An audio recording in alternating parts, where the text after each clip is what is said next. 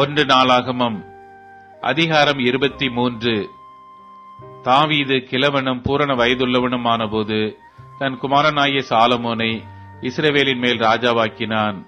இஸ்ரவேலின் எல்லா பிரபுக்களையும் ஆசாரியரையும் லேவியரையும் கூடி வரும்படி செய்தான். அப்பொழுது 30 வயது முதல் அதற்கு மேற்பட்ட லேவியர் பேர் பேராக எண்ணப்பட்டார்கள். தலை தலையாக எண்ணப்பட்ட அவருடைய இலக்கம் 38,000.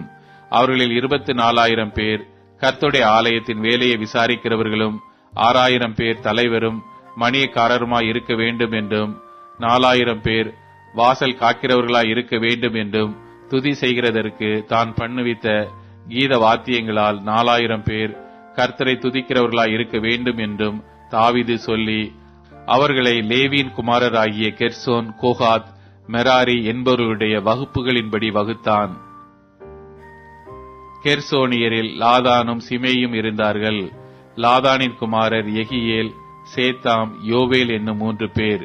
இவர்களில் முந்தினவன் தலைமையாயிருந்தான். சிமேயின் குமாரர் செலோமித், ஆசியேல், ஆரான் என்னும் 3 பேர். இவர்கள் லாதான் வம்ச பிதாக்களில் தலைமையாயிருந்தார்கள். யாகாத், சீனா, எயூஷ், பெரியா என்னும் 4 பேரும் சிமேயின் குமாரராயிருந்தார்கள். யாகாத் தலைமையாயிருந்தான். சீனா 2ஆம் குமாரனாயிருந்தான். எயூஷுக்கும் பெரியாவுக்கும் அநேகம் குமாரர் இராதபடியினால் அவர்கள் பிதாக்களின் குடும்பத்தாரில் ஒரே வம்சமாக எண்ணப்பட்டார்கள். கோகாத்தின் குமாரர் அம்ராம், இத்சார், எப்ரோன், ஊசியேல் என்னும் 4 பேர். அம்ராமின் குமாரர் ஆரோன், மோசே என்பவர்கள். ஆரோனும் அவன் குமாரரும் பரிசுத்தத்திற்கு பரிசுத்தமான ஸ்தலத்தை என்றைக்கும் பரிசுத்தமாய் காக்கிறதற்கும் என்றைக்கும் கர்த்தருக்கு முன்பாக தூபம் காட்டுகிறதற்கும் அவருக்கு ஆராதனை செய்கிறதற்கும் அவர் நாமத்திலே ஆசீர்வாதம் கொடுக்கிறதற்கும் பிரித்து வைக்கப்பட்டார்கள். தேவனுடைய மனுஷனாகிய மோசேயின் குமாரரோவெனில் லேவி கோத்திரத்தாருக்குள் எண்ணப்பட்டார்கள். மோசேயின் குமாரர் கெர்சோம், எலியேசர் என்பவர்கள். கெர்சோமின் குமாரரில் செபுவேல் தலைமையாயிருந்தான். எலியேசருடைய குமாரரில் ரெகபியா என்னும் அவன் குமாரன் தலைமையாயிருந்தான். எலியேசருக்கு வேறே குமாரர் இல்லை. ரெகபியாவின் குமாரர் அநேகராயிருந்தார்கள்.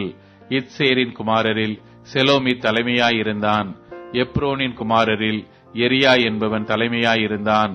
2வது அமரியா, 3வது யாகாசியேல், 4வது எக்காமியாம். ஊசியேலின் குமாரரில் மீகா என்பவன் தலைமையாயிருந்தான். 2வது இஷியா. மெராரியின் குமாரர் மகேலி, மூசி என்பவர்கள். மகேலியின் குமாரர் எலெயாசார், கீஸ் என்பவர்கள்.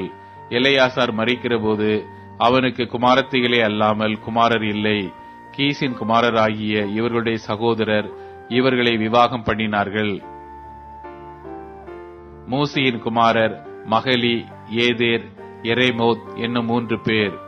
தங்கள் பிதாக்களுடைய குடும்பங்களின்படியே பிதாக்களில் தலைமையாயிருந்த லேவி புத்திரரின் பேர் டாப்பின்படியே தலை தலையாக எண்ணப்பட்ட 20 வயது முதல் அதற்கு மேற்பட்ட இவருடைய சந்ததியார் கர்த்தருடைய ஆலயத்து பணிவிடையை செய்தார்கள்.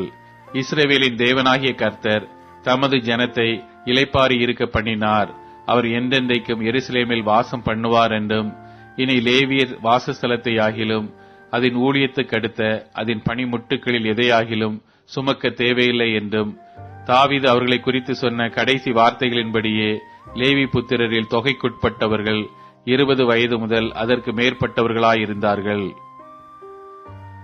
அவர்கள் ஆரோனுடைய குமாரனின் கீழ் கர்த்தருடைய ஆலயத்தின் ஊழியமாய் நின்று பிராகாரங்களையும் அறைகளையும் சகல பரிசுத்த பணிமுட்டுக்களின் சுத்திகரிப்பையும் தேவனுடைய ஆலயத்தின் ஆராதனைக்கு அடுத்த வேலையை விசாரிப்பதும் சமூக தப்பங்களையும் போஜன பலிக்கு மெல்லிய மாவையும் புளிப்பில்லாத அதிரசங்களையும் சட்டிகளிலே செய்கிறதையும் சுடுகிறதையும் திட்டமான சகல நிறையையும் அளவையும் விசாரிப்பதும் நாள்தோறும் காலையிலும் மாலையிலும் கர்த்தரை போற்றி துதித்து ஓய்வு நாட்களிலும் அமாவாசைகளிலும் பண்டிகைகளிலும் கர்த்தருக்கு சர்வாங்க தகன பலிகள் செலுத்தப்படுகிற சகல வேலைகளிலும் இலக்கத்திற்குள்ளான அவர்கள் தங்களுக்கு நியமிக்கப்பட்டபடியே எப்பொழுதும் அந்த பிரகாரமாய் செய்ய கர்த்தருக்கு முன்பாக நிற்பதும் ஆசரிப்பு கூடாரத்தின் காவலையும் பரிசுத்த ஸ்தலத்தின் காவலையும் தங்கள் சகோதரராகிய ஆரோனுடைய குமாரரின் காவலையும் காப்பதும் கர்த்தருடைய ஆலயத்தின் பணிவிடையை செய்வதும் அவர்கள் வேலையாயிருந்தது.